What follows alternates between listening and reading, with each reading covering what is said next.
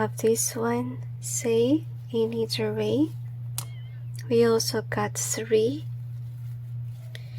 We also have this missing you here. So, gusto sabihin ng Panginoon na sa ngayon, obviously na may nakakamiss sa'yo, but there's a third party situation. Could be this is with regards to your ex, and if you do have a person already, syempre magkaka third party kasi yung isang tao ay may gusto sa'yo at meron kang karelasyon. Diba? And with this saying either way, ibig sabihin lang nun na yung tao na gusto kang pabalikin sa kanyang buhay ay nagdadalawang isip kasi nisip niya na kung bumalik siya sa iyong buhay, then magkakaroon ng third party situation kasi may karelasyon ka na, tapos babalik siya. So, we have this one. So, whomever is missing you, ito yung tao na nagde-drain sa'yo. Maybe with regards to finances, or pwede rin kasi na-toxic siya sa iyong buhay. Kaya you feel really drained whenever you're with this person. We also have the key in here.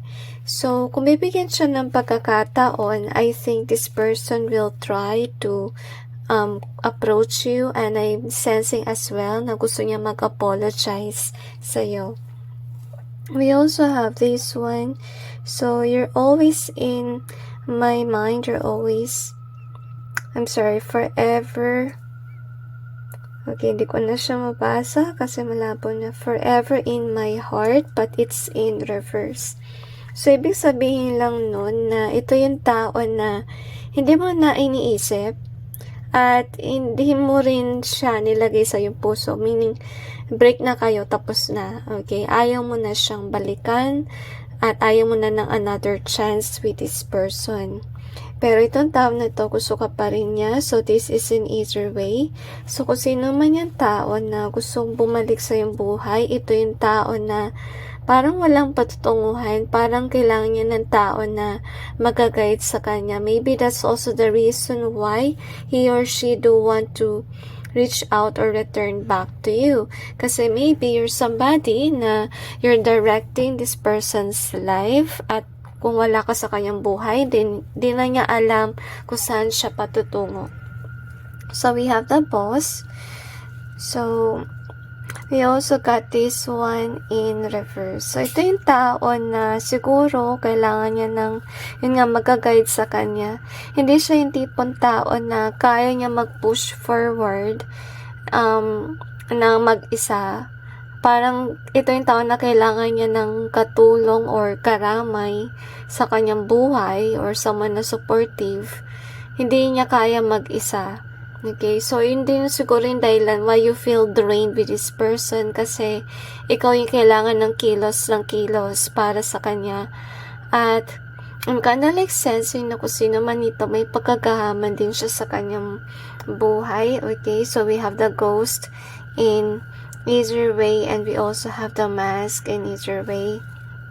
So, kaya pala ayaw mo na sa kanya kasi yung isang rason mo rin, kasi maybe whomever this is somebody who ghosted you, or basta na lang siyang umalis, at ito yung tao na mapagpalat kayo.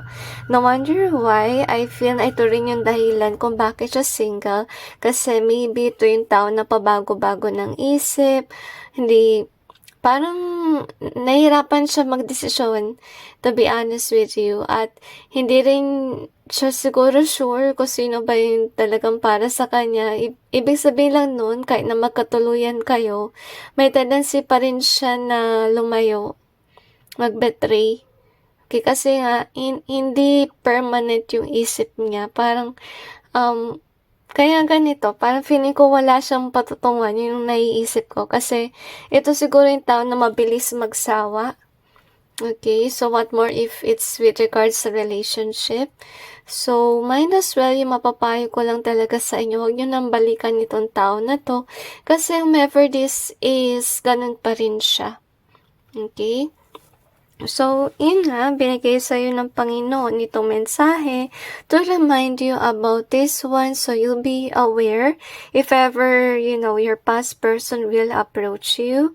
So, take care guys at huwag nyo nang pabalikin yung tao na alam yung hindi nakakabuti sa inyo.